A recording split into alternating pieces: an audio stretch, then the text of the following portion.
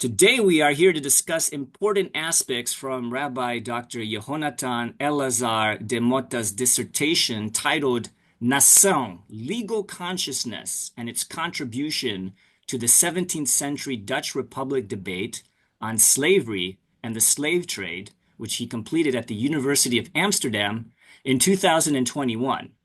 More specifically, we're going to talk about the development of the laws of slavery in Jewish history, from the Bible to the Talmud, to the Middle Ages, and into the early modern period among Sephardi Jews of the Dutch Republic, and how these contributed to the wider debates about slavery and also participated in the slave trade. We will also talk about Black Jews and how the curse of Canaan transformed into the infamous curse of Ham, which was used tragically to justify the enslavement of Black people. It's my pleasure, therefore, to introduce Chacham Dr. Yehonatan Elazar-DeMota, who was born in Miami. He comes from a long line of Sephardic families from Spain, Portugal, and North Africa, which established themselves in the Caribbean before migrating to the United States of America. He began his rabbinic education under Chacham Yosef ben Arosh at Magen David Sephardic Center of North Miami Beach, Yore. After that, he studied the laws of Shechita with Chacham Abraham Biton and was certified by Rabbi Israel Levi Taito. Thereafter, he continued his studies under Chacham Mordechai Levi de Lopez, Yadin. Moreover, Dr. Elazar-DeMota was certified in Israel as a mohel by Chacham Yoel Nisim Dayan. In 2009, he established his Beit Midrash in the Dominican Republic to train shochatim, chazanim, rabbanim, dayanim, and lay leaders. Years later, he organized the Beit Din Tzedek of the Dominican Republic to serve the halachic needs of Dominican Jewry. Apart from rabbinic studies, Dr. Elazar-DeMota has a master's degree in religious studies and anthropology from Florida International University and a PhD in international law from the University of Amsterdam. Dr. Elazar-DeMota is the author of numerous books and articles on Western Sephardic Jewry in English, Hebrew, Portuguese, and Spanish. In April 2025, his book, Jewish Law and International Law, which he co-authored with Michael Broyd, will be published by Oxford University Press. Dr. Elazar-DeMota, welcome to this segment of Talmud for Everyone. If I may ask you a few questions about your very interesting biography to our audience, what is a Chacham? Thank you so much for having me here, Professor Dr. Isaac. Chacham is a honorific title which is utilized within the Sephardic communities, mainly within the Middle Eastern communities known as Mizrahi, so the Oriental Jewish communities. And this title is utilized at the close of the Talmudic period in order to honor those who passed the exams in rabbinic leadership, because after the close of the Talmud, the title of Rav ceased after ordination was not continuous.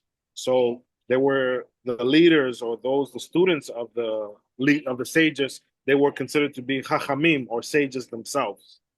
And specifically, there are 6 orders of the Mishnah. So a chacham is one who knows 4 orders of the 6 Mishnayot, of the 6 orders of the Mishnah. And so a gaon, which is utilized in modern Hebrew today, is like a genius. That was one who mastered the 6 orders of the Mishnah. So that's a gaon in the Gaonic time period. So Chacham is also a softer way of utilizing an honorific title within those contexts where Jews speak Arabic, because if you say Rab in Arabic, this is a title that's referring to God, who's the great one, the master, the great one. So you say Arab in Arabic, it's kind of strange to say that to a human being. So Hakim or Chacham, Arabic Hebrew, is a softer term within that context.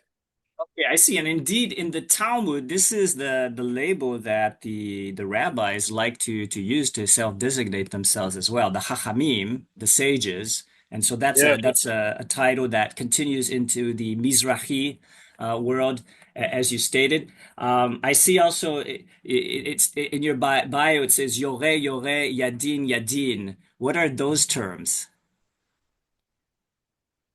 Okay, so Yore Yore, Yadin Yadin are terms that are utilized within the Shulchan Aruch, which is a legal text or treatise that was comprised by Rabbi Yosef Caro in the 16th century.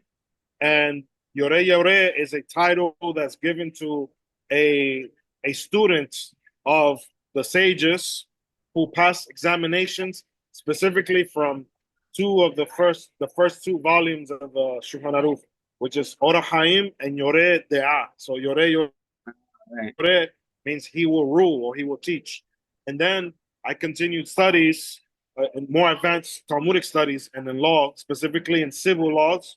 And so that then requires to study what's called Hoshen HaMishpat, which is civil laws and family law, Eben HaEzer. And so I also studied that and obtain what's called the Dayanut certification to be able to judge on these matters. Okay. So And in that's Yore Yore and then Yadin.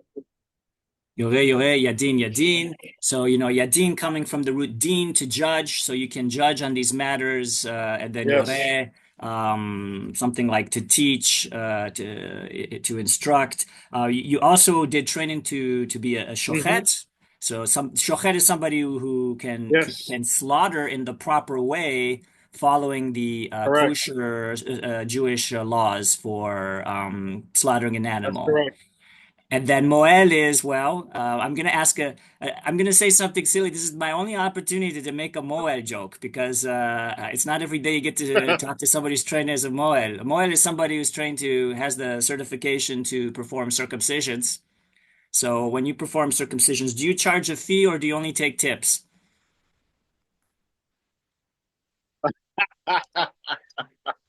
Well, I was taught I was taught by my teacher not to charge a price.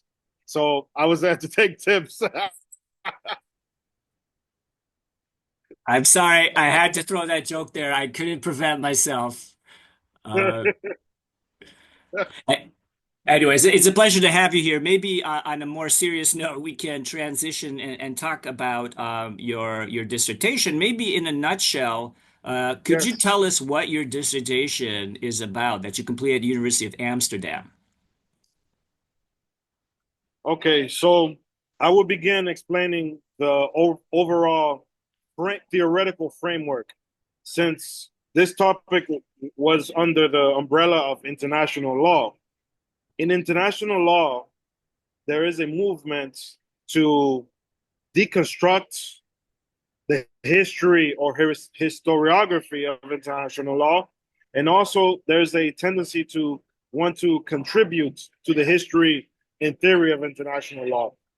I chose to contribute to the historiography of international law, being that I discovered fairly rapidly within the beginning of my studies that in the medieval time period or the early modern time period, where we have the emergence of the so-called international legal project that begins with uh, Francisco de Vitoria, continues with Francisco Suarez, and then the champion of international law or naturalist international law, Hugo de Groot or Grotius, as many scholars may know him. And then we continue on into the Germans, as such as as uh, Hans Kelsen and others. And what I realized was that in the early modern periods, Jews are very well active within the discourses of the law of nations and nature, but because they are Jews, they're silenced. They don't exist in the historiography. So working on the theoretical framework of others before me, such as Arnold Becker Lorca, who wrote Mestizo International Law.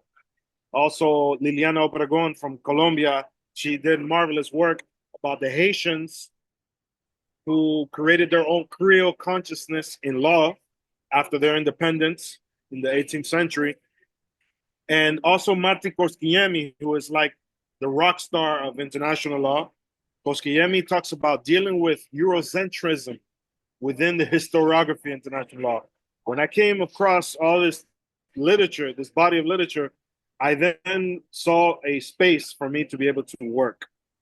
Now, that was the entry point. I then spoke to one of my supervisors about potential projects within that theoretical framework. And I presented 5 different projects. And this supervisor said, when I brought to him the issue of Portuguese Jews, the early modern period, in Amsterdam, working in slavery and slave trade in that industry, he looked at me, he said, Yehonatan, this is your project. You're the only one that can probably do this because of your linguistic skills, your knowledge of the rabbinics, and everything that is, and also because of your background, you will be able to talk about this, whereas someone else will get a lot of hate mail or whiplash by explaining something as such. So that's kind of how I got into the project. And what I did, and I say this in my introduction, is that the involvement of Jews and their contribution, whether it's material or theoretical, to this discourse on slavery and slave trade in the 17th century is not celebratory. And not to say, oh yeah, Jews, they were involved in this and they did this and such things. What it is, it's a means to an end. The end is to include the voices of Nação jurists, lawyers, philosophers, so be it, within this discourse, as an entry point to open a passageway for other minorities or marginalized groups who are also part of this European Euro-Christian project called international law. Okay, so maybe I can recap there and follow with some questions. You wrote your dissertation, you say, within a wider context of international law, Yes. early modern period. This would be, I guess, when is the early modern period? So we would say 15th century until the 18th century. So that's Okay, 300-year period, more or less. roughly during that time, and you're looking at more specifically, I I guess European in the context of Europe, how they are legislating slavery or justifying slavery or arguing about, debating about slavery. And you noticed that Yes. in this Eurocentric fashion, um, historians or scholars of international law didn't take into consideration how Jews, more specifically, I guess, Sephardi Jews, so Jews who originate from the Iberian Peninsula, but then also find themselves in Amsterdam, in the Dutch Republic, and then in the Dutch colonies, how they were also actors or participants in this discussion about international law, as far as slaves and slave trade is concerned. Did I kind of get that right? That's correct. That's correct. Okay, and so you're bringing that to the attention of the scholarly world and a wider audience. Jews as actors in this history. It's not something celebratory, as you said, because it unfortunately concerns the enslavement of people, the enslavement of Black Africans. But Jews were nevertheless part of history, and they contributed history. They weren't just on the sidelines watching what was going on. Okay. I would Um, like to add a disclaimer as well within okay. this topic is in the 1990s, there were some scholars from the Nation of Islam in the United States who did some superficial research on this topic, and they found Jews involved, and they utilized this bit of information to then say, oh, you see, the Jews were involved. They were prominent. They were the leaders. They were slave trading Black people into the Americas, and they're the ones to blame. They're the bad guy. They're the devil. So we can find this type of literature in the 1990s. Then there was Eli Farber or Faber. He wrote a book to kind of debunk that that theory. And in my research, I found in the archives, I worked heavily within the city archives and the Jewish communal archives, many different archives in the Netherlands, and I found that very, very rapidly in the research that Jews within the Dutch Republic were involved maybe 10% compared to a 90% which were Christians involved in the slave trading. If we talk about the number of people, if we want to talk about quantification, and in the context of the British Empire, the Spanish Portuguese Jewish community was practically uninvolved and uninterested in slavery and slave trade. I found it to be fascinating.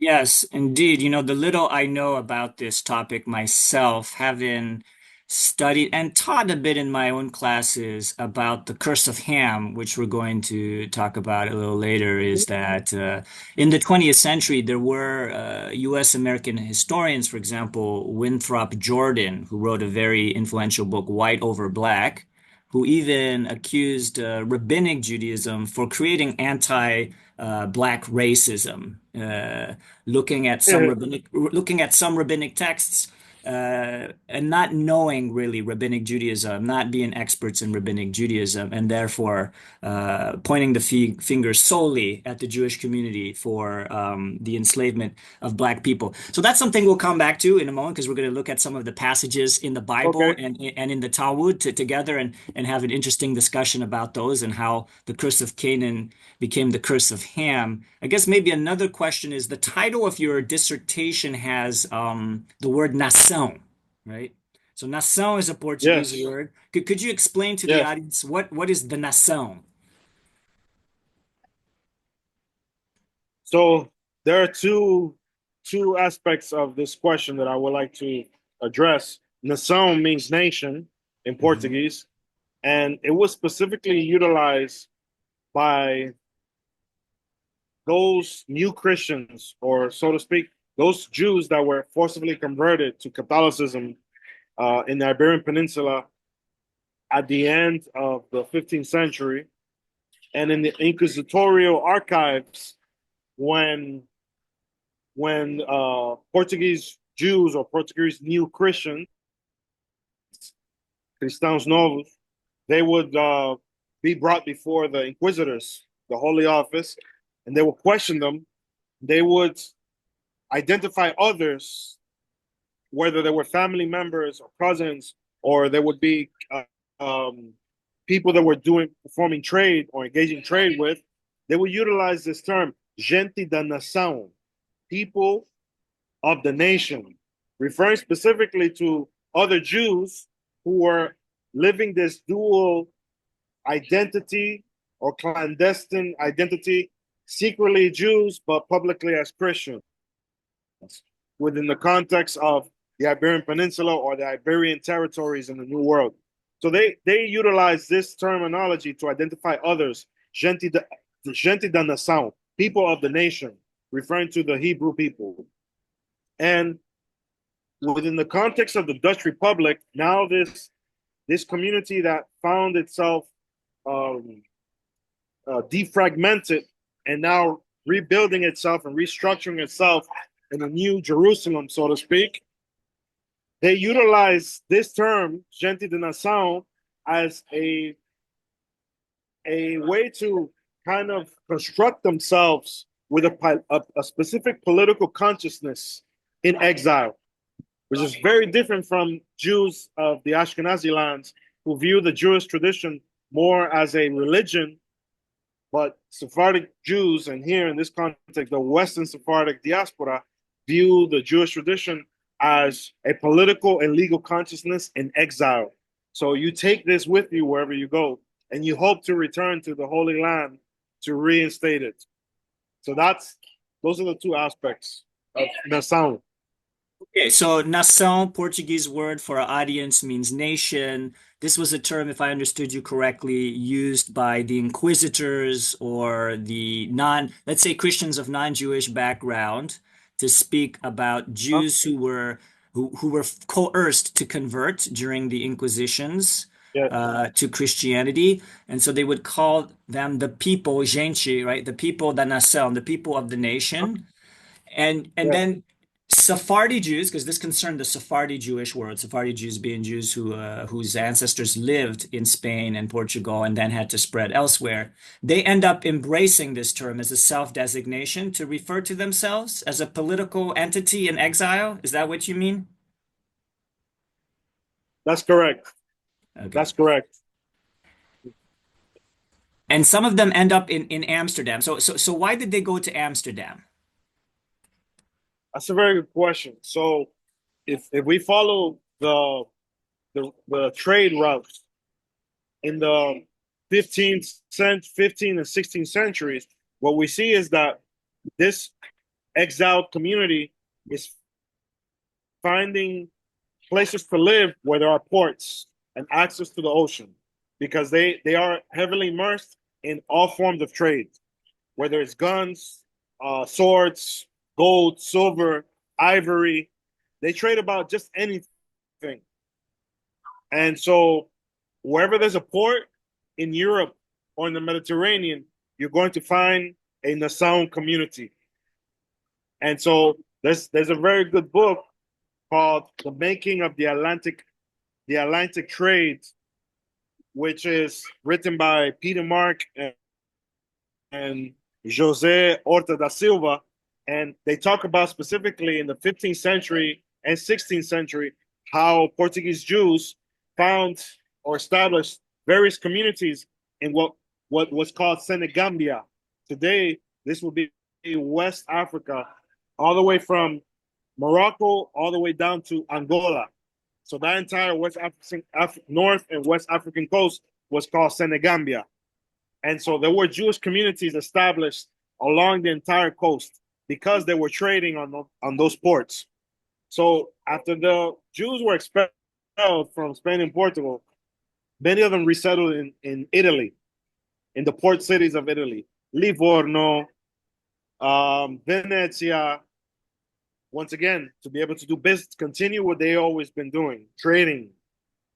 And from Venice, a group went to Italy, to France, southwestern France, to Bordeaux, Bayonne, La Paix, to all these different cities, which are port cities. They received special concessions to be able to trade as Jews in the Christian territory. So by the king, and then something happens. One of these groups from France, they moved to the port cities of Antwerp, which at that time was under Spain's hegemony.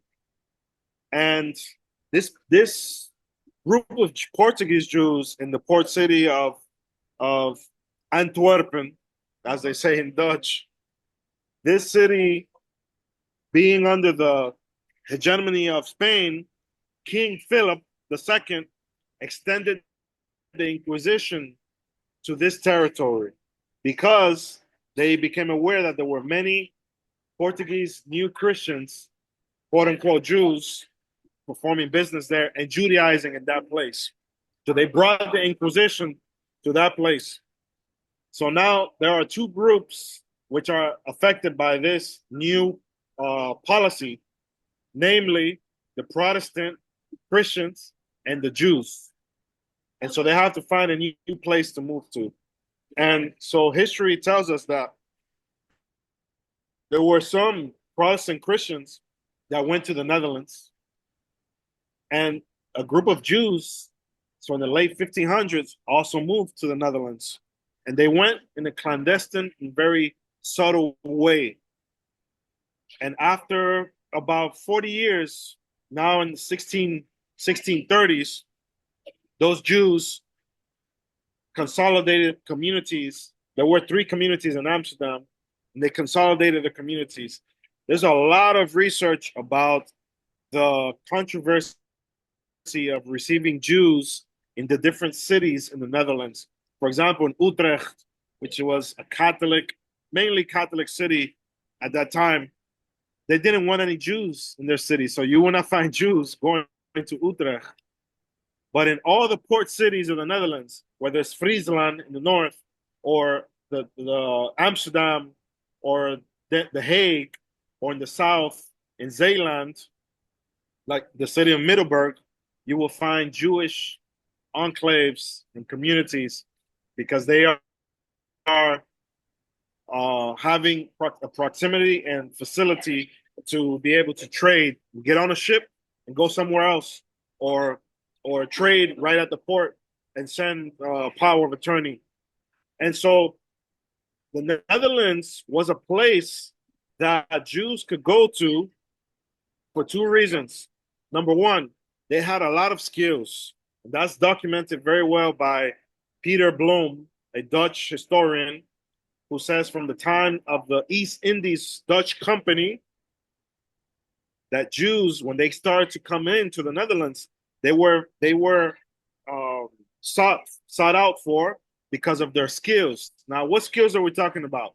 They knew the trade routes. They spoke many languages, and they knew how to utilize power of attorney. They knew how to use the credits. They knew the industries, how to do long scale trading or global trading, and they also had established a global trade network. So whether it was in the East Indies or the West Indies, it had been established within this community. So the Dutch wanted to take advantage of this for one reason, because they were fighting against the Spanish. They were fighting against the Spanish, and they were trying to also create their own political consciousness, a Dutch consciousness, which is separating or divorcing itself from Catholicism. So, and now constructing itself on Protestantism and the idea of sola scriptura. And now the Jews enter. Jews have a lot to contribute to this political consciousness of the Dutch, and also the economics and financial network that the Dutch want to capitalize on. The Jews, Portuguese Jews specifically, the Nação, can help them to accomplish their goals. And that's exactly what is happening. That's what I talk about in my dissertation. What are some of those material and theoretical contributions? So maybe we can talk about specifically some of the contributions they made, or like specifically some of the findings of your dissertation. But before that, just like a follow-up question, did the Jews go there because the Netherlands was more tolerant religiously as well, or that's a simplification? Yes, we can say at that time period, most European nations did not want Jews. Jews were seen they were viewed as a problem to European Christian consciousness. And Jews were viewed, wherever they lived in Western Europe or Central Europe, they were viewed almost as resident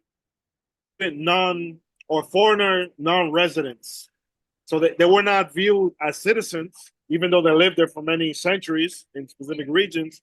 And because of their particular rituals and theology, which kind of contradicts or challenges Christian theology. And so Jews were viewed as a problem. And in my postdoc work, I talk about this a bit, where we have famous politicians such as Jean Baudin in France. We have also James Harrington in England.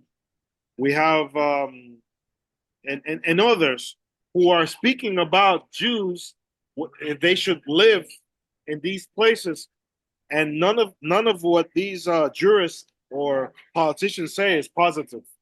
They don't want Jews, but now the Netherlands opens its doors, kind of, I would say, to the marginalized or the rejects. So Protestants and Jews. Jews find themselves in the Netherlands, but with a lot of rules. They cannot have a building that seem like a majestic synagogue. They cannot wear identifying markers in public. So no stars, where Jews in other countries were wearing a star or some type of cloth in the Ottoman Empire to identify that they were Jews. In the Netherlands, Jews and Christians or non-Jews, everyone dressed the same way in public. That meant that Jews also could not proselytize. They cannot convert people to the Jewish tradition. They cannot engage. And in order to avoid or to kind of curtail this issue, the Nação community in Amsterdam made a rule that no one could speak. No one could speak without authority, the authority of the community about the Jewish traditions, or even theology with anyone outside of the community. That's kind of what happened with the famous Benedicto Spinoza, known as Baruch Spinoza. He was speaking, he broke this rule, and that's why he was excommunicated. So, apart from his heretical ideas to the community, but he broke the rule of speaking outside because he was engaging in theological discussions. There were rabbis also engaging in theological discussions, but they were authorized to do so, such as Menashe ben Israel. He had in his house, he would meet with various Dutch theologians and jurists to discuss various matters. We have the letters of Gerard Vossius, who was one of the Dutch jurists in the 17th century, and he corresponded with Menashe ben Israel all the time about various matters. And there was also in the Netherlands and Amsterdam what was called the Hartleib Circle in the 17th century. This was a group of philo-Judaists who were not Jews, but they loved Jewish traditions, rituals, texts, and the rabbinic literature as a way of constructing their political consciousness away from Catholic consciousness. And so Jews were very important in this contribution in the 17th century.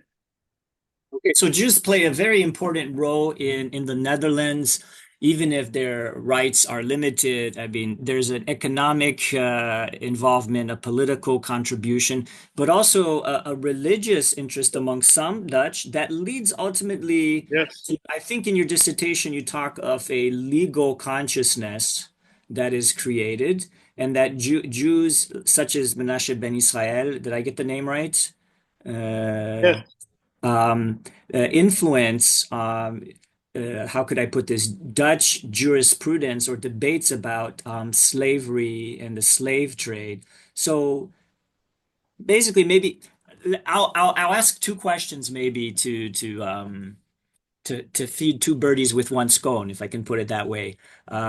What specifically did Jews in the Dutch Republic contribute to the Dutch Okay. legal consciousness about slavery and slave trade? And here's a blunt question, Okay. right? And the controversial Yes. one, which was it's going to require some contextualization, etc., especially since this is Talmud for everyone. It's going to be online, uploaded, but anybody in the wild west of the World Wide Web will be able to look at this, and hopefully they won't take things out of context.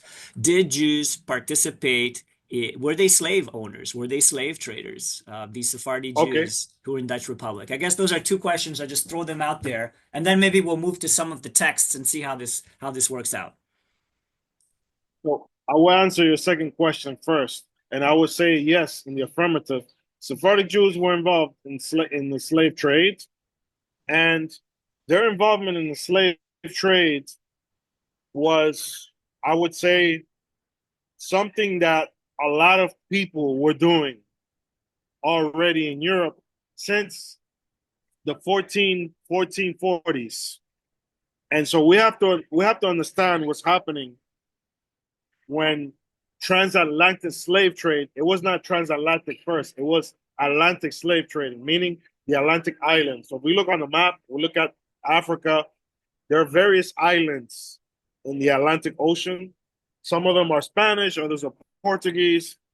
And these islands have inhabitants, and there was sugarcane industry happening in the 15th century before Jews were expelled at the end of the 15th century. And the Portuguese were the first to get involved in Atlantic slave trading, kind of because there was a religious war happening in Constantinople between the Catholic Christendom and Islam. And the Pope Nicholas V wrote a bull called Dum Diversas, which means various things in Latin. And within that Dum Diversas, he states that he writes a letter to Henry the Navigator, who was the king of Portugal. And he says, do whatever it takes, go into Africa, pillage, rape, kill, whatever you have to do in order to raise funds for our armies here in Constantinople and to be able to fight against Islam. So slavery and slave trading within that context was a means to an end. They weren't enslaving people because they just wanted to do it or felt like, oh, it's something that we should do. It was a way of raising money and building an army powerful enough to fight against Islam coming into Europe. So I have to say that first. And so what Jews are doing, as I said previously, Jews are trading. That's what they do. They were living in all the port cities of Iberia, in Sevilla, in Spain, and in the west, in Portugal, they were living in Lisboa, and in the north, Oporto. They were living in all the port cities. Why? Because they were tradesmen. And so now, with the change of politics and the explosion, they are engaging in slavery, slave trading as a means to an end. Now, what is the means of the ends for the Jews? This is what I write about in chapter 6, my dissertation, Messianism. If we go to Sephardic history, the 16th century, after the expulsion of the Jews, Spain and Portugal, there were many messianic movements that were happening for many reasons. Many rabbis saw the expulsion as the end of the world. They saw the coming of the Messiah as something imminent. We also have the discovery of new lands happening. Menashe ben Israel contributes to this, where he writes literature speaking about the discovery of the lost tribes among the natives of South America. Because some explorer went there, same thing is happening in Africa. So all of this together is creating, for the Jews who are engaging in slave trade, it's a way for them to create this messianic fervor, or usher in the messianic kingdom that also Christians, or I would say Protestant Christians, are also waiting for in the 17th century. So together, Jews and Christians are working to kind of push down Spanish Iberian Catholicism, and also pushing out Islam, and that way building or constructing themselves into this messianic kingdom. So that's the second part of the question. The first part of the question, you asked about specific contributions. Is that correct? To the legal debates in the Dutch Republic, how Jews contribute to the discussion about slavery. This is a very important matter. This is what I discuss in chapter 5 of my dissertation. And what I say there is the following. There is a debate among Protestant Christians in the Netherlands. There are two groups, two religious groups. The Cushites, who follow Johannes Cosius, and the Voetians, who follow Gilbertus Voetius. The Voetians, when they read the Bible with sola scriptura, meaning what's written in the text, and morality is established by that interpretation of their interpretation of the text.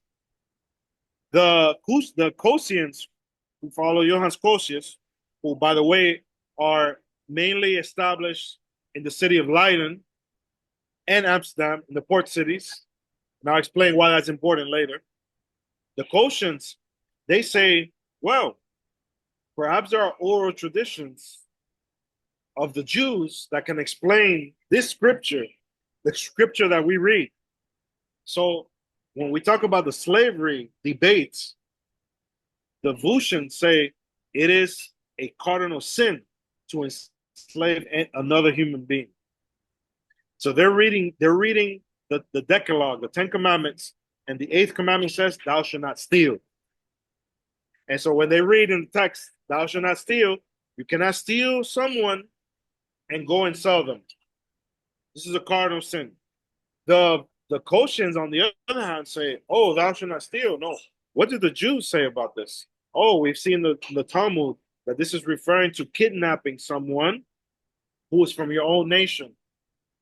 So they working and constructing on Sephardic or Jewish thought, I would say, they then are able to create this justification. And going through the Talmuds, which at that time there were, in the 1630s, there were about only three tractates which have been translated to Latin. So Dutch scholars, if they didn't know Hebrew and Aramaic, they can only come into the world of the Talmud by way of the translations. By the end of the 17th century, most of the Talmud have been translated to Latin, which was a project done by Jews and Protestant Christians together. So we have, for example, the first vocalized Mishnah. First vocalized Mishnah was done in the 17th century by a rabbi and a Christian theologian. We have Rabbi Yaakov Bendana working together with Adam Borel, who is a Protestant Christian. And the two together work on vocalizing the Mishnah in Hebrew. So that tells you that they're working, there are collaborations happening. We have also Yehuda Leon Templo. He's known as Templo because he created a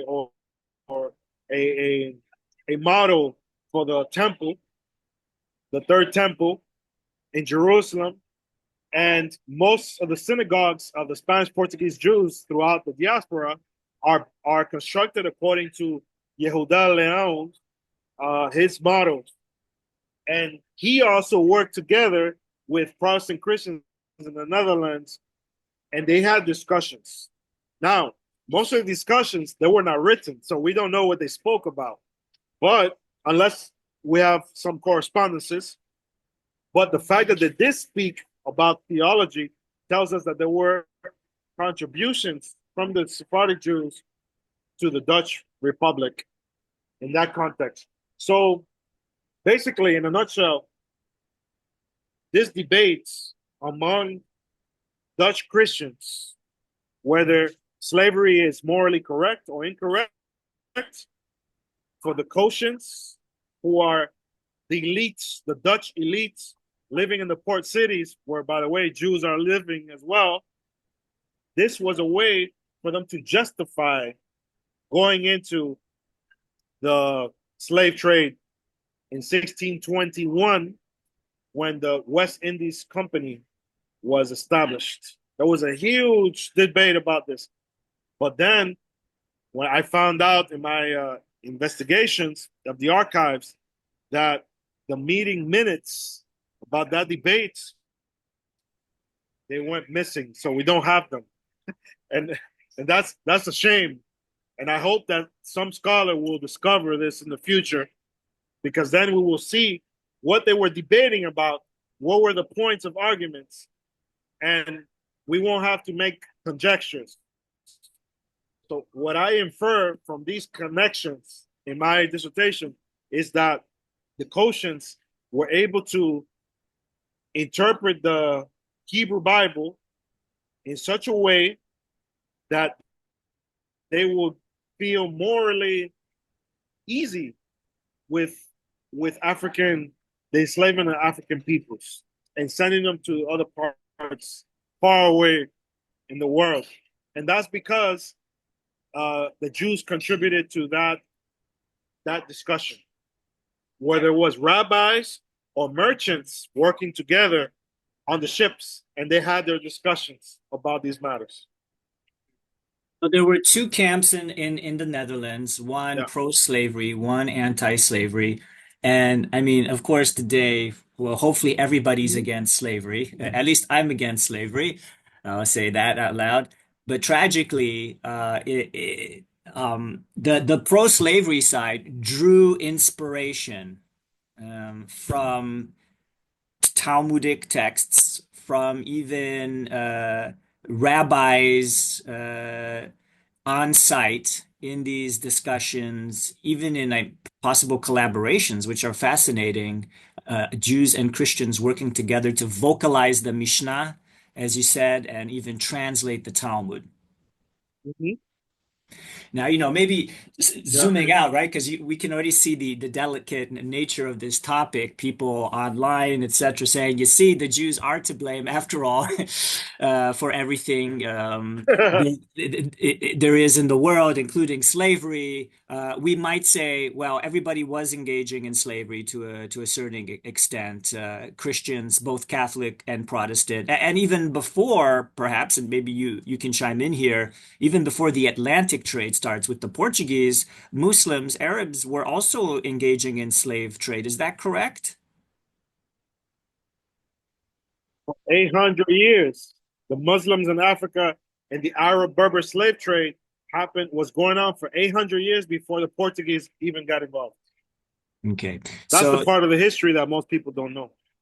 right. So, and the religious background for this are, well, some of the biblical texts and rabbinic texts that we're going to look at here together. And maybe we can start with just Genesis chapter 6, and chapter 9 rather, which is, in the aftermath of the flood, Noah comes out of the ark with his family. We're in chapter 9, verses 18 to 27. I'm just going to read this very quickly here and briefly from the New Revised Standard Version. It says in verse 18, again, Genesis 9, verse 18, the sons of Noah who went out of the ark were Shem, Ham or Ham in Hebrew, and Japheth, Japhet. Ham was the father of Canaan. These were the sons of Noah, and from these the whole earth was peopled. Noah, a man of the soil, was the first to plant a vineyard. He drank some of the wine and became drunk, and he lay uncovered in his tent. And Ham, the father of Canaan, saw the nakedness of his father and told his two brothers outside. Then Shem and Japheth took a garment, laid it on both their shoulders, and walked backward and covered the nakedness of their father. Their faces were turned away, and they did not see their father's nakedness. When Noah awoke from his wine and knew what his youngest son had done to him, he said, "Cursed be Canaan, lowest of slaves shall he be to his brothers." He also said, "Blessed be the Lord my God, blessed by the Lord my God be Shem, and let Canaan be his slave. May God make peace for Japheth, and let him live in the tents of Shem, and let Canaan be his slave." So that's the passage. Some people who are not biblically initiated, or maybe just know the story of Noah and the ark, will be surprised perhaps to hear about this episode. At least I don't think they tell it at Sunday school or included in children's Bibles. This shocking story. There are two things maybe that stand out here that perhaps we could talk about. One is what's going on with Noah's nakedness. And I think that in your dissertation, in passing, you suggest there might be something sexual that is suggested. Two, what's kind of Yeah. disruptive about this passage is Canaan is even born yet. Canaan is one of the sons of Ham, or maybe he's born already, I don't know. But in the narrative, Noah has just come out of the ark, and you have his three sons, Shem, right? Ham, Japheth, and Noah curses Canaan, one of the sons, one of many sons of Ham. So there's something disjunctive there. You would expect perhaps Ham being cursed, but it's Canaan being cursed. Any comments you want to offer on those points? There's a lot. There's a lot to say about this passage from a rabbinic point of view. In rabbinic literature, there are various midrashim, or let's say exegeses, interpretations coming from the rabbis to try to explain what's going on here. There are a lot of ambiguities, and these ambiguities is what leads us to various interpretations. Some of these interpretations can be so bogus, and others can seem plausible. So I will explain one of the narratives that comes from rabbinic literature, from the Midrashim, which states that so Ham was the one who saw the nakedness, the father, but he was not the one that was cursed. The one who was cursed was his son, which is Canaan. So why is Canaan cursed? And one Midrash, one rabbinic exegesis, explains that Canaan was the one who actually saw the nakedness, and then he went and told his father, "Oh, look, father, your father is the one naked." So he was kind of the messenger, and as a messenger, as an agent to this grave transgression, he was the one that was cursed. Now, the reason why he was cursed also is because when Noah and his family left the ark, God blessed them, and whoever God blesses, no one can curse. So there's this idea that if God blesses you, no one can then come and undo God's blessing. So Ham cannot be cursed. It has to be someone else. And so now Canaan is the one that's cursed. Now, what's interesting about Canaan is if we look at the genealogies of the sons of Noah and their children, their descendants, in chapter 10 of the book of Genesis. So the next chapter, what we see is that Canaan is the fourth son. He's the fourth son. And another tradition says that Ham castrated Noah so that he would not have a fourth son, because there were three already. And because there were three sons, by having a fourth son, he would have to then divide the inheritance in four parts instead of three. So Canaan was cursed as the fourth son of Ham because of this. So kind of this idea in rabbinic tradition, midah keneged midah, meaning you will be judged with the measure or the rod that you measure others with. So Ham wanted to cut off a potential fourth son, so now his fourth son is the one that's cursed. And this is how the rabbis kind of reconcile these questions that are not answered in the written text. Right. It's rabbinic midrash, which is a lot of fun. You look at the text. You look also at what the text may not say. I mean, maybe Canaan is already born. We don't know at what period. If we're just looking if we're reading the Right.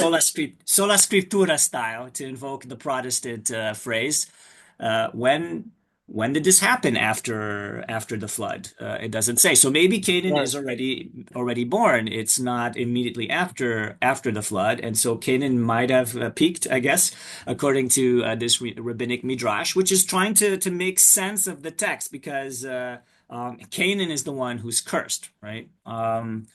Zooming out, if we're Right. looking at this from a more, how can I say, for a moment here, a different angle, a biblical critical perspective, like a modern biblical perspective. Biblical critics would say, well, this is what we call an etiology. I just used this in class today in my Hebrew Bible class. It's a story trying to explain the cause, the reason, or the justification for something. And so it's a text that was Yeah. composed to justify. Originally, its meaning was the justification for explanation for why Israelites enslaved Canaanites, not not a broad, Yes, sweeping justification for the enslavement of all human beings, let alone blacks. There's nothing about the black people in Genesis right, chapter 9. Interestingly, one correct. of Ham's four sons is Cush, and Cush is usually related Yes, to the black people. To black people, to people who are also called by the Greeks Ethiopians. You know all Ethiopia. of you know all of this, of course, Uh-huh. but Cush is not cursed. On the contrary, there are Cushite kings, right? And kings cannot be slaves.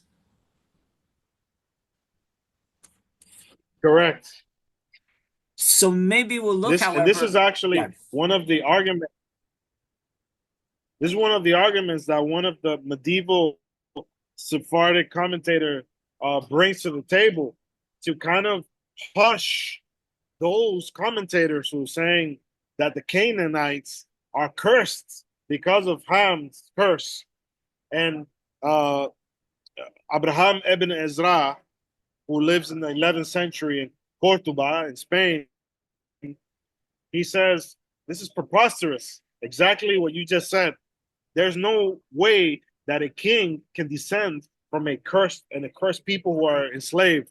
And he gives a proof of Nimrod, who is a king in the land of Babylon or Sumeria, so to speak. And he is a descendant of Cush, who is a descendant of Ham. So how did this curse happen to all of Ham's children, so to speak? Right. So because by the This is the Middle question. Ages, we now have, by the time of Ibn Ezra, as you pointed out, 11th century thereabouts, we now have people who are saying, well, it's not just the curse of Canaan, it's the curse of Ham, and more specifically, Ham being receiving like this Yes. dual curse, so to speak, a curse of had dark Yeah. skin and also of enslavement. And Ibn Ezra is saying, n'importe quoi, that's nonsense. I mean, he didn't speak French, I guess, but it's it's Uh-huh. it's it's nonsense. Look at Nimrod. Nimrod's mentioned in the Bible in Genesis. He was a descendant of Cush. The Cush aren't black. He's a king. They weren't cursed with slavery. So maybe we'll look at the next text here from the Talmud proper. This is from Tractate Sanhedrin. And it's talking Uh-huh. about Ham more specifically. I'm reading from the Steinsaltz translation, which is available on Sepharia, because this is something that Okay. is open access, so that people can, if they want to, afterwards look at these texts on their own. They can go there, and maybe we'll provide links in the description to the video after this is uploaded. So in the Sanhedrin here, I'm reading the Gemara asks. And from where do we derive that it was prohibited for them to engage in intercourse while in the ark? So the Talmud here is working under the assumption that sexual intercourse wasn't allowed when Noah and his family were in the ark. And the Gemara answers this question. It says, well, it is derived from that which is written. And here it quotes Genesis 6:18, which says, and you shall come into the ark, you and your sons and your wife and your sons' wives with you, end of quote. And it is written, and now it quotes from Mhm. Genesis 8:16, emerge from the ark, you and your wife and your sons' wives with you, end of quote. And Rabbi Yochanan says, from here the sages derived and said that it was prohibited to engage in intercourse while in the ark, as when Noah and his family entered, the husbands and wives were listed separately, and when they emerged, the husbands were listed with their wives. So basically, the Gemara, which is the commentary here in the Talmud, is saying, look, in Genesis 6:18, it says, you, your sons, and your wife. The word sons separates the you from your wife. But then in Genesis 8:16, when they get out of the ark, listing the same people, it has you and your wife and your son. So the wife is now juxtaposed Yeah. next to the husband. And from here, they derive it's a midrash, it's a rabbinic interpretation that sexual intercourse Yeah. wasn't allowed in the ark. Now, this is important because of the next Right. paragraph in the Gemara, which is the one that concerns us directly for our topic. The sages taught. So we're coming back to Sanhendrin here, Tractate Sanhendrin 108b. Three violated that directive. So the directive against sexual intercourse while in the ark, and engage in intercourse while in the ark. And all of them were punished for doing so. So who are these three? According to this text, they are the dog and the raven and Ham, son of Noah. The dog was punished in that it is bound. The raven was punished in that it spits, and Ham was afflicted in that his skin turned black. So obviously this is extra biblical, right? I don't know what you have to say I'm about laughing. this. I'm laughing because perhaps you know there are different or there are variants of the Talmudic text. The text that you just read from Adin Steinsaltz, he brings the commentary of the Rashi into the actual text. If you look at the Hebrew, sometimes he puts in bolds what the actual text, the manuscript says, and then in unbolded or normal letters, he will then put the commentary which comes from the Rashi to explain what's written in the bold. So I like to study the Talmud from the Yemenite manuscripts, which does not have any commentary within it. And I will have to say that this text includes the interpretation of the Rashi. And this is very important because the Rashi is, in my opinion, who Ibn Ezra is challenging within this battle of interpretation of who's a slave or not, because Ibn Ezra is a contemporary of the Rashi. So we're talking about Rabbi Shlomo ben Yitzhak or Yitzhaki, who is from France, and they live around the same time period. And I think Ibn Ezra is a little younger. He's maybe 20 or 30 years younger. So that gives him enough time to become acquainted with the Rashi's commentary. And now, as a mature commentator of the scripture, he now says, this is bogus. There are some, he says in Hebrew, yesh omerim. Some people say such and such thing, but that cannot be true because Nimrod is not is the first king mentioned in the Bible, period, and he's a descendant of Ham. So this notion of slavery and of the skin color is something that Ibn Ezra brings out. Something else I have to say is that the actual manuscript in the Hebrew or the Aramaic of the Gemara says that his skin was afflicted. So Ham's skin was afflicted. But it doesn't say with what or how. So we really don't know what kind of skin affliction. Maybe it was sara'at, maybe it was leprosy. What the Bible, speaks about is not really leprosy, it's some type of skin disease, and not degenerated to skin disorder, as leprosy. And so, but it's what I say in my dissertation is the Rashi, he's the first one to say that it is black skin in his commentary. So that's very important to understand that the Talmudic text doesn't say it's black skin. It says his skin was afflicted, but we don't know with what kind of affliction. But it's the Rashi who comments that affliction was black skin. And that's very important to state.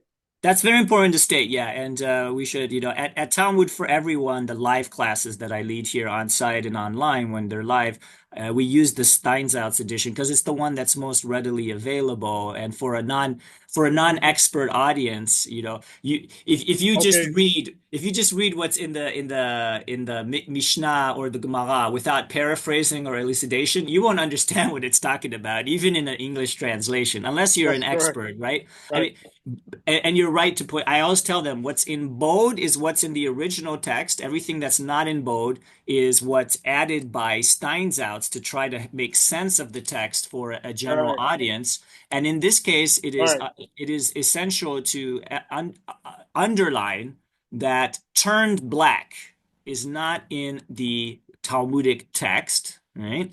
That is Steinsaltz adding that into the original text, drawing from Rashi, which you said, 11th century rabbi from France who wrote a commentary on the Talmud. So that's one very important thing to note. Second important thing is we have variants. With the Talmud, there are different manuscripts and there are variants. Yes. This is very similar to I'm somebody who works a lot in biblical studies, different manuscripts of the Bible, what's the original, and that's a very complicated issue when it comes to the Talmudic text.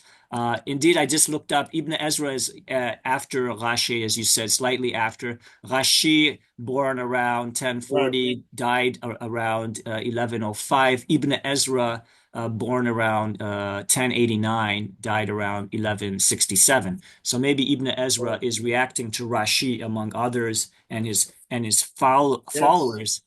What do you do, however, with the next text here, which is from Bereshit Rabbah or Genesis Rabbah, which is a commentary from, it's a commentary on the book of Genesis, rabbinic commentary on the book of Genesis. I think usually dated around 4th century CE, thereabouts, by the modern historians, where it says, Rav Huna said in the name of Rav Yosef, Noah said, you prevented me from performing an act that is done in darkness, therefore that same man will be ugly and darkened, right? And I think here, this is one of the Midrashic texts that is alluding to the castration, perhaps, I don't know, that Noah got castrated, or is this something different? Because what is this text about? So this Midrash Rabbah is very interesting. As you said, that so it dates to modern scholarship dates it to the 4th century. However, if we look at the entire body of the Midrash Rabbah, it was heavily edited in the Middle Ages. So with that said, we can have already the Rashi's influence within the Midrash Rabbah that comes to us afterwards. So that's the first thing that I would say about that. Second thing, this Midrash is referring to in darkness, referring to having sexual intercourse. So supposedly Ham is having sexual intercourse in the ark in darkness. He's not supposed to, because of this supposed ethical idea or moral idea that during a time of war, humans should not be engaging in sexual intercourse because they are stressed about survival of life, and there's this kind of upheaval going on in the world at the time of war. So sexual intercourse is not something that humans should be engaging with. It's anti-ethical or immoral. So Ham is doing something immoral within the ark in darkness. So he comes out of the ark. Once again, we see here midah keneged midah. What you do with the measure that you rod, or the rod you measure something with, you will be measured with yourself. So, or the punishment is equivalent to the transgression. So because he committed this grave sin or transgression in darkness, he now emerges out of the ark in darkness. Now, if we can ask ourselves, this type of darkness, is it somatic or is it what's the other word I want to say? Maybe spiritual. Yeah. Is it spiritual somatic? Is it somatic, meaning physical, or is it above that? Meaning is it some type of spiritual darkness? So this is something we have to consider as well, because the Talmudic rabbis utilize a type of spiritual darkness, not necessarily physical darkness, to describe certain types of acts of immoral or unethical peoples.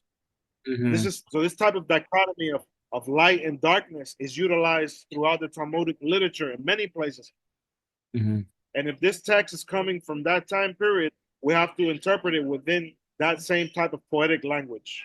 Mm-hmm. Those are good points, right? First of all, I failed to mention, like, why is the Gemara in our previous text from Sanhendrin saying they didn't have sex in the ark? And there is an explanation where it says God saying, "You're going to procreate while my creatures are being destroyed by the flood," right? You were alluding to that in your Right. explanation. So there's that one thing. Ham transgresses that prohibition, has sex. Sex is often done in the dark, and that's something even other ancient cultures refer to, performing sex Right. in the dark. Right. In this case, in Genesis Rabbah, I don't know, it seems like so Noah is the one who is prevented from performing sex, and then therefore Noah curses Ham, I guess. And so was that Well, maybe, is that's that the interesting. cast? Noah's not the one that's cursing. Okay. So no, in this narrative, Noah is not the one that's cursing. It's actually God who's cursing Ham, who emerges out of the ark with this psychosomatic. That's the word I want to use. Okay. All This right. psychosomatic darkness. Okay. Mhm. And I would say that maybe even if we were to, not that I'm trying to sugarcoat the Talmud or minimize the Mhm. matter here, but even if we were to say that Ham was cursed with darker skin or black skin, we don't have, Uh-huh. and here I'm drawing from David Goldenberg, his book, The Curse of Ham, which I think is a great book that he published in 2003 with Princeton University Press. We don't have a combination yet in the classical rabbinic literature. So by classical, I mean rabbinic texts from the first 6 centuries, like the Talmud, like the Midrash, Rabbah of Genesis. We don't have a combination of the curse of dark skin with the curse of slavery to then justify the That doesn't enslavement happen. of Yeah, that blacks, that doesn't happen until much later. right? So Until it's much later, posterior to the and Talmud. It's posterior to the Talmud. yes, and that's where my dissertation is very important because of this is unfortunately one of the contributions that Portuguese Jews bring into the Mm, Netherlands. That's what right. I argue in chapter 3 of my dissertation, which talks about the curse of Ham. There's a lot of literature that speaks about Dutch theology and how they interpreted these passages in the book of Genesis, chapter 9, chapter 10. And before the 17th century, the Dutch did not connect Africa with blackness and slavery, whereas Jews were already doing this in Iberia. And I bring that in chapter 3 in my dissertation. We have, for example, Don Isaac Barbanel, who comments the entire Tanakh. And in his commentary, he brings this notion of blackness and slavery. We have also I would say Maimonides in his Dalalat Ha'ayirin, Guide for Perplex.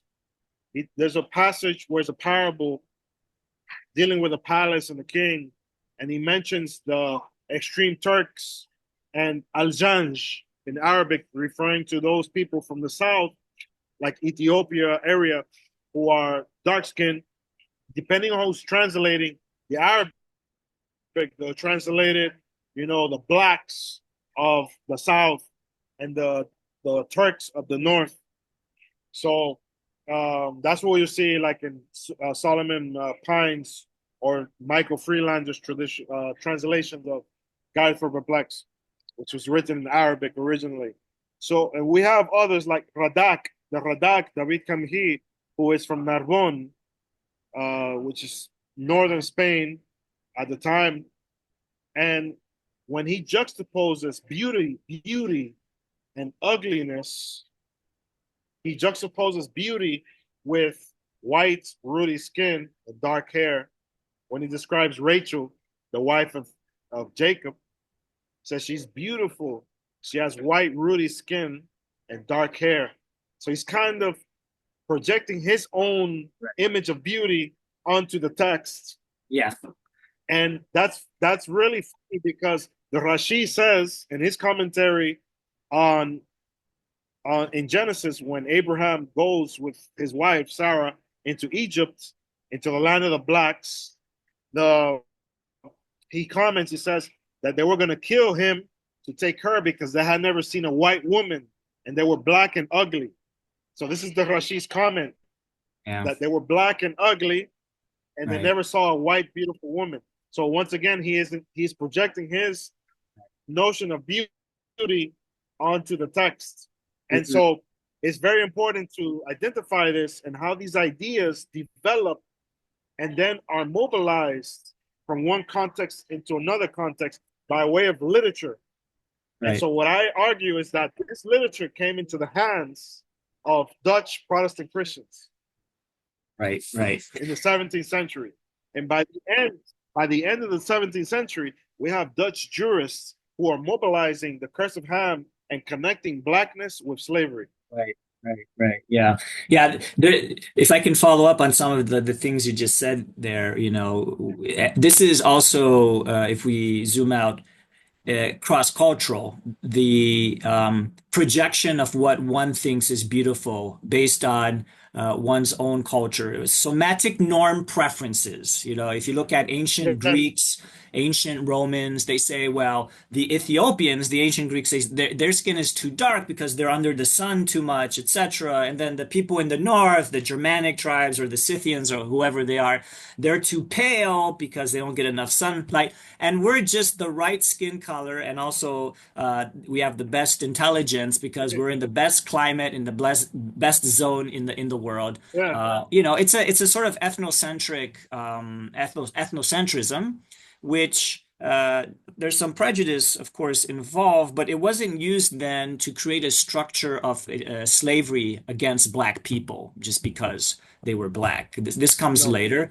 Also, looking at David Goldenberg, he points out that some Muslim authors did connect. So at the same time as we have Sephardi Jews in the Middle Ages, we also have Muslim authors during that time and even prior who are saying, so here I'm reading from Ibn Khaldun, 14th century, who says, this is the translation by Goldenberg, Negroes are the children of Ham, the son of Noah, and they were singled out to be black as the result of Noah's curse, which produced Ham's color and the slavery God inflicted upon his descendants. So he's claiming that Muslim authors were also making this connection between blackness and slavery. Also, Tabari, to give just one more example, 9th century, Noah prayed that Ham's color would be changed and that his descendants would be slaves to the children of Shem and Japheth.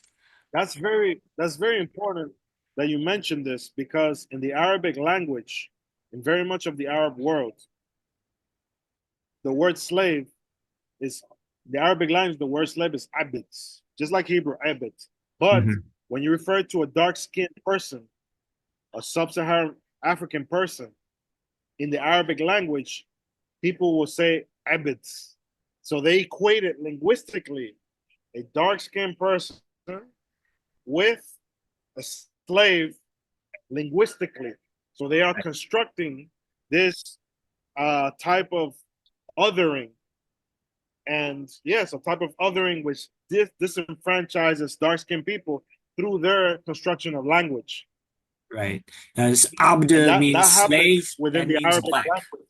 Right. The word for slave becomes also the word for someone who is black.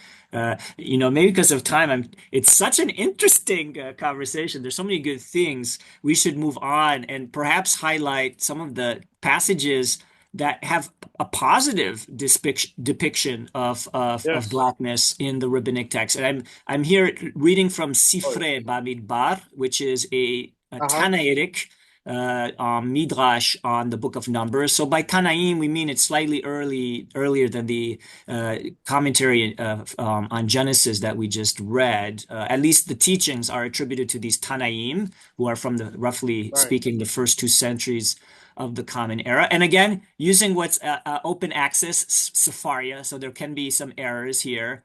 Rabbi Eliezer, the son of Rabbi Yossi HaGalili, said Tzipporah, or Tzipporah, I guess in English, Moses' wife, that is. Why was she called Tzipporah? And they're going to play here with the Hebrew word, vocalize it a little differently, and so forth. Tzipporah, you can read it as Tzfu Uru'u, which means look and see how beautiful the woman is. Now, what's striking, of course, is according to the Tanakh, to the Hebrew Bible, Tzipporah was a Cushite and therefore black. And that's what the commentary goes on to discuss. It says the Cushite or Ethiopian woman, if we want, Numbers 12, verse 1. Now, why was she an Ethiopian or a Cushite? Wasn't she a Midianite? And the priest of Midian had seven daughters, quoting from Exodus 2:16. What is the intent of Cushite in Numbers 12:1? Just as a Cushite is exceptional in his skin, or we could say her skin, so Tzipporah was exceptional in her beauty, more so than all women. So I don't know what you think or you find interesting about this part of this commentary on Numbers 12, verse 1.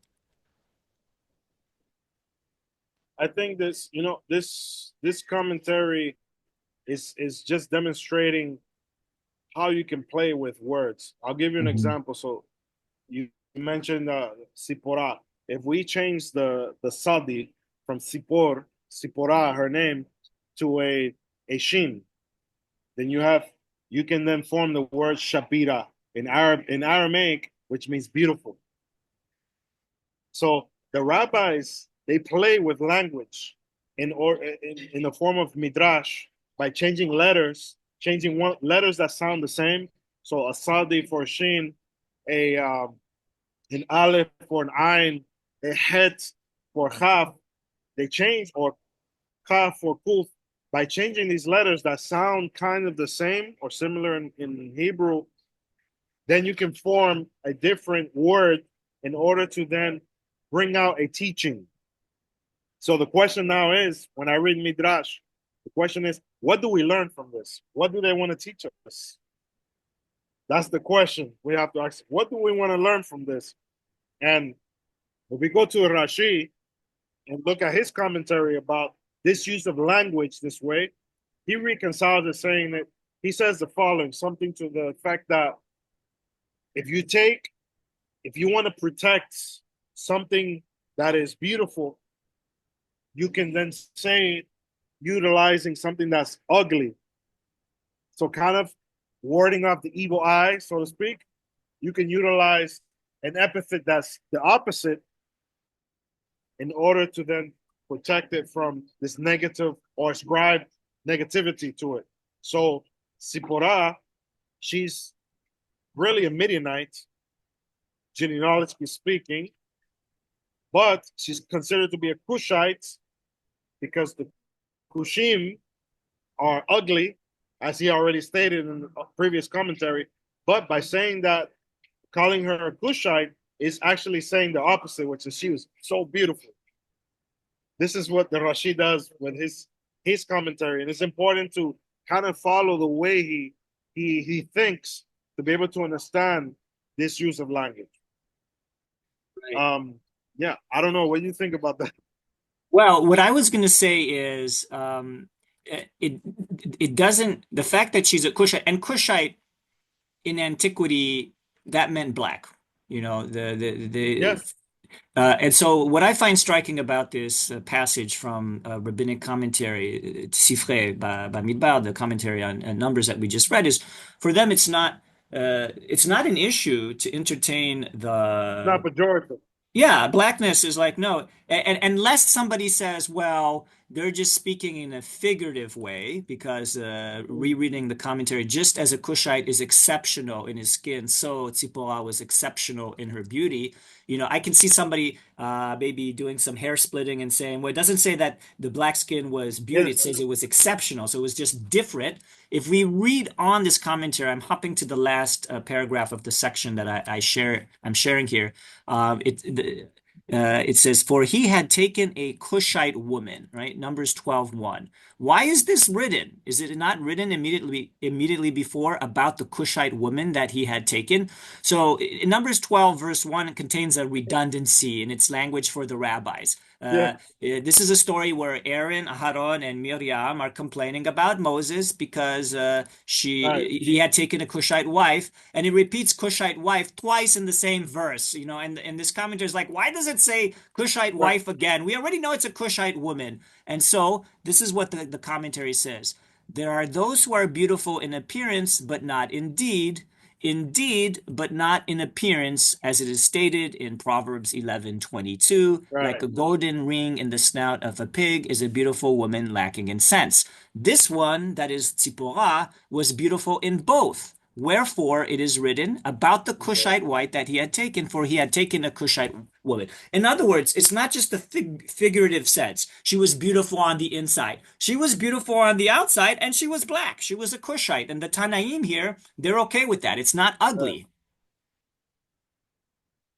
Right. You know what Ibn Ezra comments about this Cushite woman, because the text doesn't say it was Sipporah.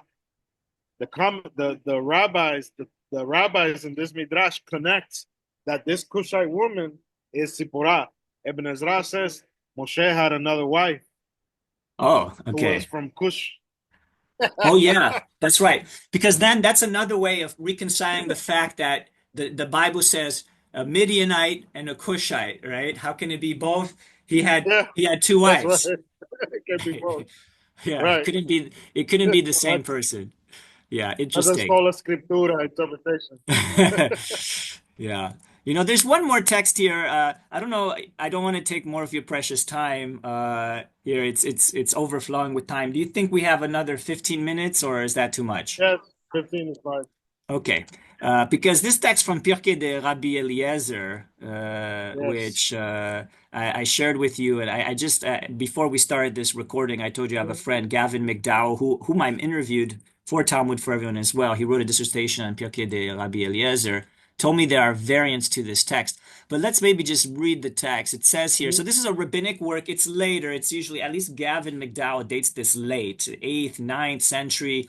There's one place even where it refers to Aisha and Fatima, the wives of Muhammad, the prophet. So some Yeah, of it, at least, is posterior after. to Islam, the rise of Islam. Nevertheless, this is an interesting text. It's a rabbinic text, a Jewish text, and it says Noah brought his sons and his grandsons, and he blessed them with their several settlements, and he gave them an inheritance, as an inheritance, all the earth.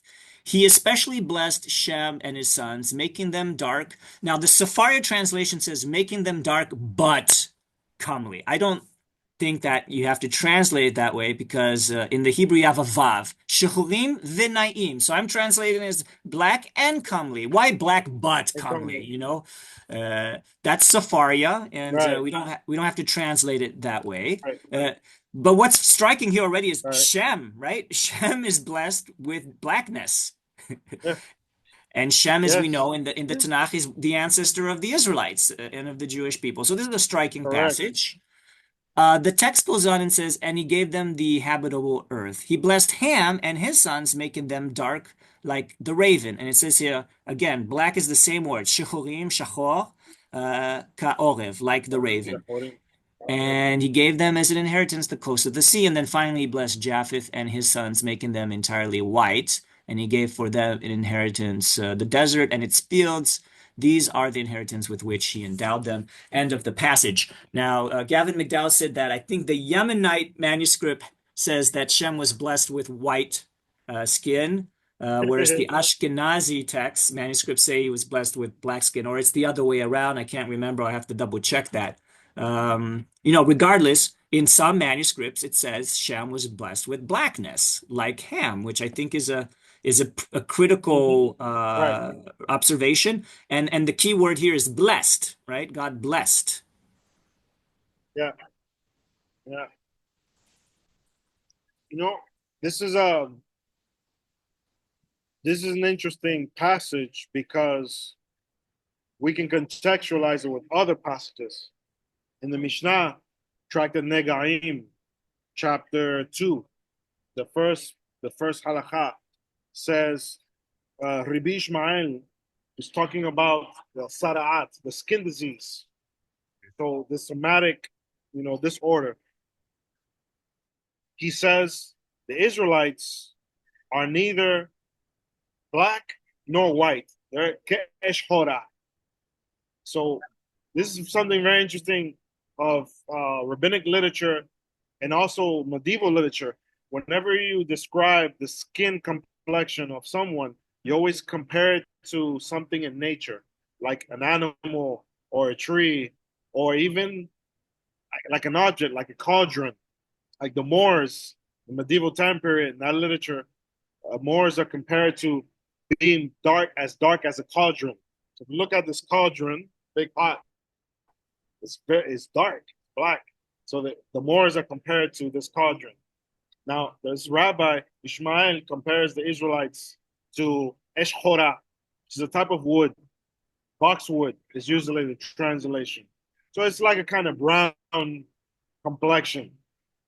So it says it's neither like white like the German, nor black like the Kushim, like the Sudanese, let's say Africans, Right. to be more exact. Yes. And we contextualize this type of text with the passage that you just read, which is supposed to be like, within this general Talmudic context.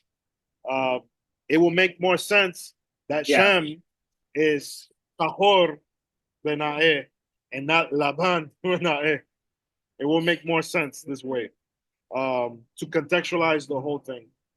Especially if you're like bracketing Shem with Japheth and Ham, right? Because Japheth is, I guess, Right, white, and right, Ham is black, but black is a raven. The text does say black is a raven. right, right, Shem is Shem is black, depending on which manuscript of Pirkei de Rabbi Eliezer we're talking about. That's not unlike this cross-cultural phenomenon that I was referring to, where the Greeks or the Romans, they say, well, right, up north they're white. Ethiopia, meaning Nubia or Sudan, they're black, and we're just, like the right color. We're in between. I know that even like Ethiopians didn't consider or themselves black. I'm referring more to modern day Ethiopia, where they're right. saying others are black, we're There's brown, right? Or Indians from India, they have these myths, we might say, or stories of how we have just the right skin color. Some people were overbaked or not baked enough, and it's a somatic norm preference again that's projected and maybe well, underscores the subjectivity of blackness and whiteness and how it fluctuates depending on the period, the region, in region, culture, and so forth. correct. It's very important. It's very important to say and to distinguish that the social political constructions that we have today, referring to whiteness and blackness, did not exist in the Talmudic time period. It's actually a 19th century phenomenon. And there's a book that I bring in the introduction, an author that I bring in introduction to my dissertation. His name is Francisco Betancourt. Lives in he's from Portugal, but he's a professor at King's College in London. And he says the following. He brings this very important question. His question is, how is it possible that someone in the United States can be black and in the Caribbean be colored and in Brazil be white? So this is, we're talking about the same person that's moving in different spaces and in different spaces, this person is considered to be a different skin color or phenotype. And he raises this question as an important question for us to kind of, as historians or anthropologists, or let's say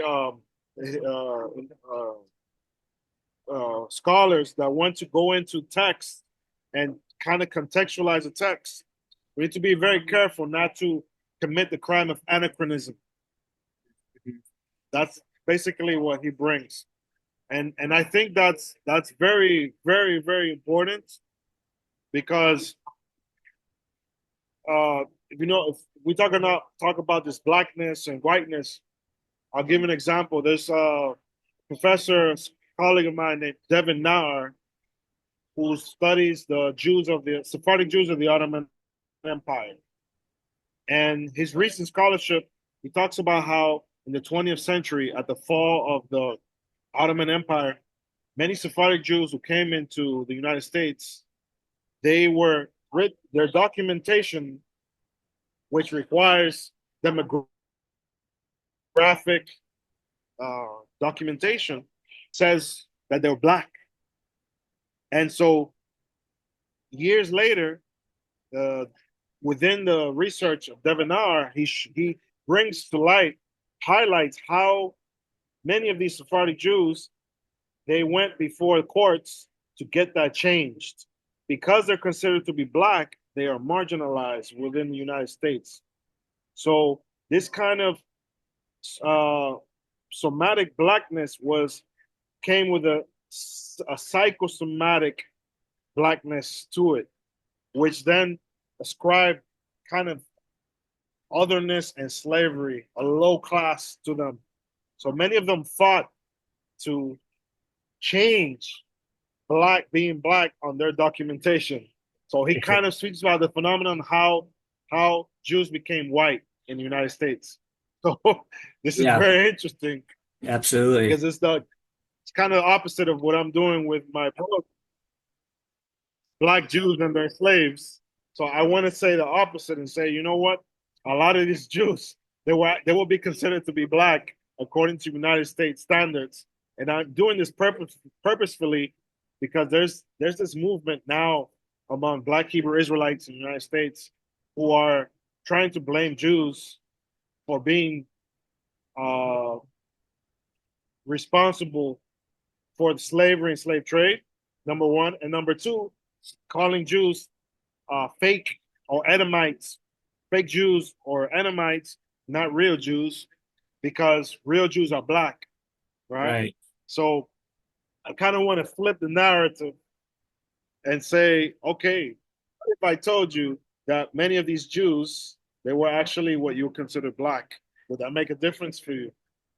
Of course it will make a difference, because they are constructing they're trying to emancipate themselves by constructing an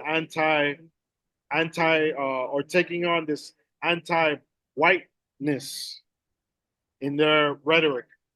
And so this is how I think that my book is very important within the United States discourse on race at this particular moment.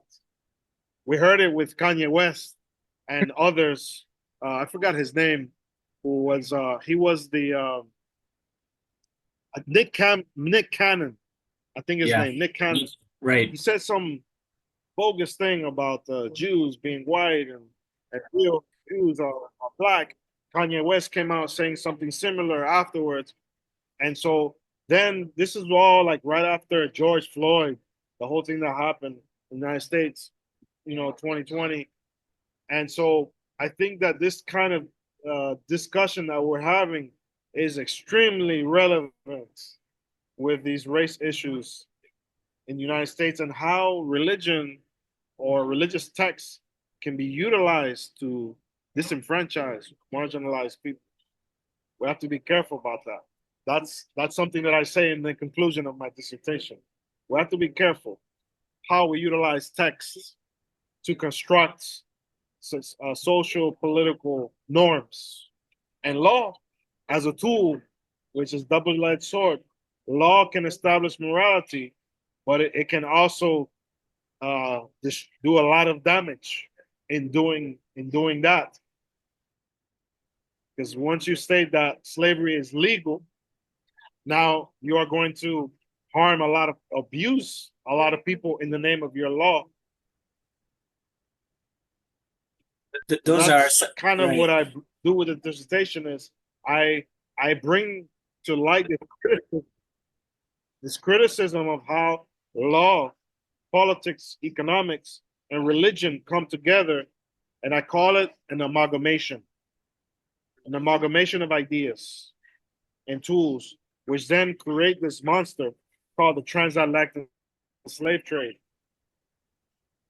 What I would tell you, and we should end with this. Yes. When I looked at the scholarly debates in the 15th and 16th century in the Iberian Peninsula, I found many voices speaking against the slave trade that was beginning to go across the Atlantic.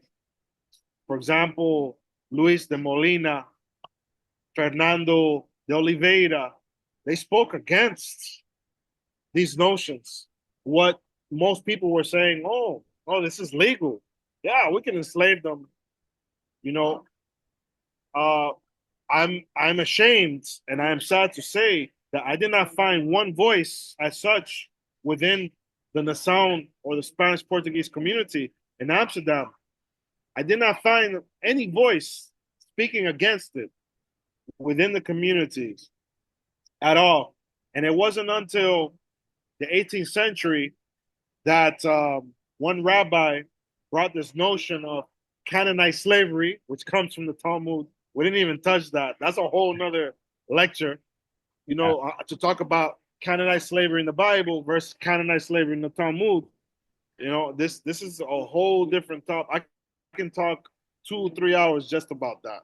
And this one rabbi, Rafael de Mandola, in the 18th century says, Canaanite slavery no longer exists.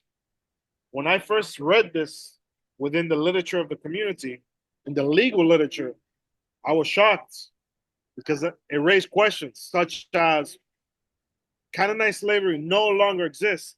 Does that mean that it existed before? That's the first question. Second question, who said that it even should exist? And then the third question, who gives you the authority to say that it no longer exists? So these are three questions that I don't have answers for, but we should ask them and raise them in order for us to think deeply and critically about the nature of law and how it can be utilized. Right. Yeah, we sadly it was such an interesting, engaging discussion. We didn't get to the Canaanite slavery part and what that even means in rabbinic literature, which is a way of Right, basically referring to non-Jewish slaves. We'll have to, if right, you're willing, at some point in the future, come back so we can, discuss these things definitely. in further detail. But it's been such a pleasure and honor to have you with us talk about this matter. Thank you for your time and your expertise. For our audience, is there any like future project you're hoping to work on? Any new research that you want to do or book you want to publish? I know there's a book just coming out now in April, so it's not fair to already ask you what's your next project. But I don't know if there's anything that our audience should know Right. about. Any websites you'd like us to draw our audience attention to. Dr. Yehonatan is also a wonderful saxophone player. We might mention that as well and promote that on your behalf. So yeah, I mean, if you want to follow my music, you can go on Jazzphardic. That's JAZZPHARDIC.com. Jazzphardic.com. That's where you'll find everything about my music and about my community, my community service projects and work that I do with the Jews around the world. I have two websites. One is Obadiah.com. That's OBADYAH.com. And there's another website that's more about my intellectual religious work, which is bmeleazar.org. So bmeleazar.org.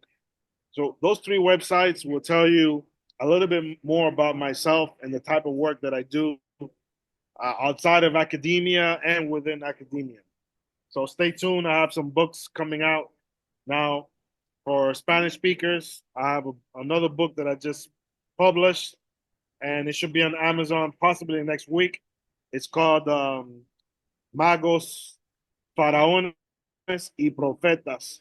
So mages, pharaohs, and prophets. It's a book on anthropology, so an anthropological commentary on the Torah in Spanish.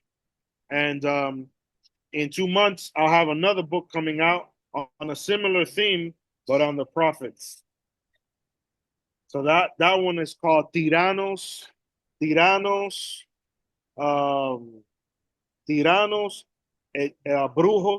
y Revoluciones. So tyrants, warlocks, and revolutions. Yeah. Those all sound like interesting those things. are some of the things that I'm working on. You're very productive. We'll provide links in the description below this video so you can access that information. And maybe next time we can do a Talmud para todos en español. This could be the beginnings. Ajá. Está bien. Está bien. Muchísimas gracias. Thank you very much for your time. It's been Dr. Rabbi Chacham Yehonatan Elazar-DeMota talking to us about his research on the Nação and their contribution to the debates about slavery and the slave trade in the Dutch Republic. Thank you again. Shalom Aleichem.